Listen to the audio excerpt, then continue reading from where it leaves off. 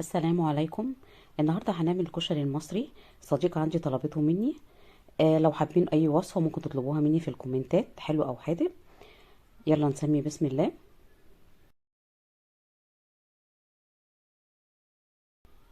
معايا 3 بصلات، ممكن تعملوا الكمية اللي انتوا حابينها.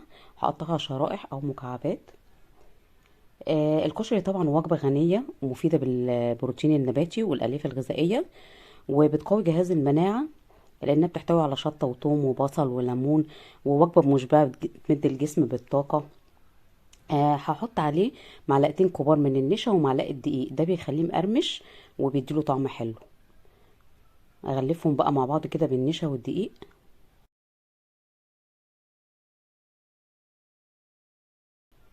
واحطهم في مصفى انزل الدقيق والنشا الزياده اللي فيهم. معايا ميه على النار بتغلي، احط نص معلقه ملح وكيس مكرونه. ممكن نحط اي مكرونه عايزاها، مكرونه سباكيتي، اي نوع مكرونه بنحبه. معانا زيت على النار، الزيت يكون سخن، هنزل بالبصل. اول ما يبتدي ياخد اللون الذهبي هطلعه على طول في مصفى. بصوا عامل ازاي مقرمش بقى وتحفه.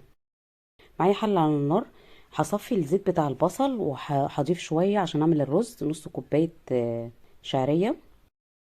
المكرونة معانا استوت اهي. اول ما الشعرية تاخد اللون الدهبي هنزل بالرز، اكون غسلاه ومصفياه، واقلب بقى كده مع بعض.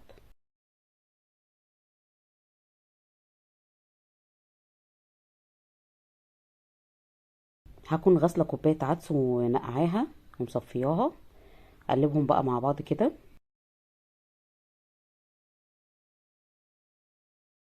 هنزل من المية تكون بتغلي، هحط المية لحد صوبع كده، يعني بعد الرز بصوبع كده، واقلب بقى كده. معلقتين ملح صغيرين،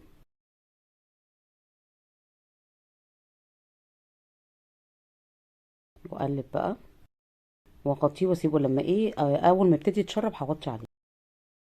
الحمص كنت نقعاه من بالليل، سلقته. يعني مش هسلقه هريه، هيبقى يعني ايه مسلوق كده، يعني مش مهري. الرز ده بيتشرب معانا اهو، هوطي عليه النار. هعمل الصلصه، معلقتين زيت كبار ومعلقه توم كبيره معاها معلقه ملح. هقلب كده. اول ما تاخد اللون الذهبي هكون ضربه طماطم في الخلاط، هنزل بالطماطم.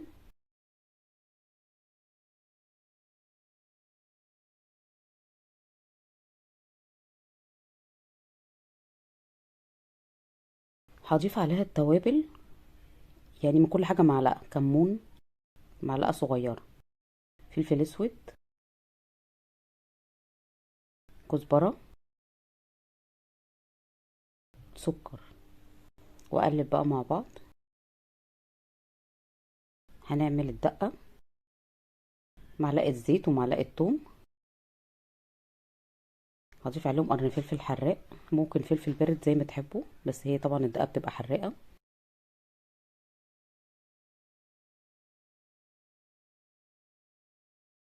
هضيف عليهم الميه بتاعه الحمص، لو حابين هضيف الاول معلقه كبيره من الخل. بعد كده هضيف كوبايه ميه من بتاعه الحمص. ممكن لو حابين تحطوا ميه عاديه من الحنفيه ممكن تحطوا ميه عاديه. معلقه ملح صغيره، معلقه كمون، نص معلقه فلفل اسود، معلقه شطه، نص معلقه كزبره. واقلبهم بقى مع بعض. اول ما تغلي هنزلها تهدى وهعصر عليها ليمونه كامله.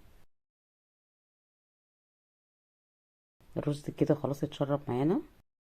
بصوا الرز مفرفر ازاي، رز مع العدس تحفة.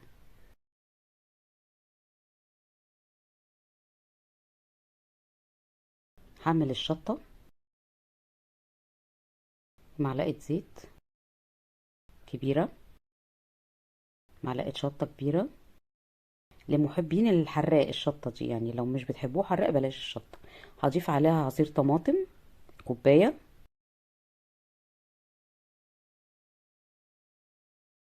ونص كوباية مية. واقلب بقى.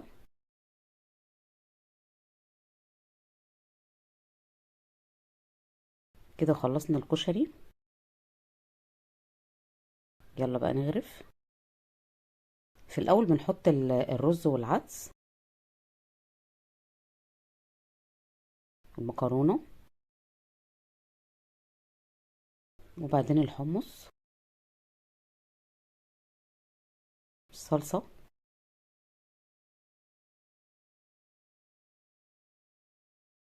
احط البصل بقى كده رشه على الوش.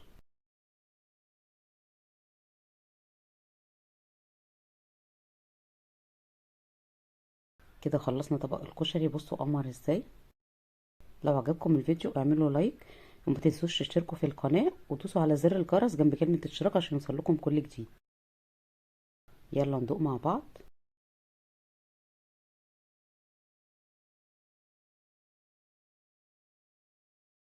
الله جامد قوي.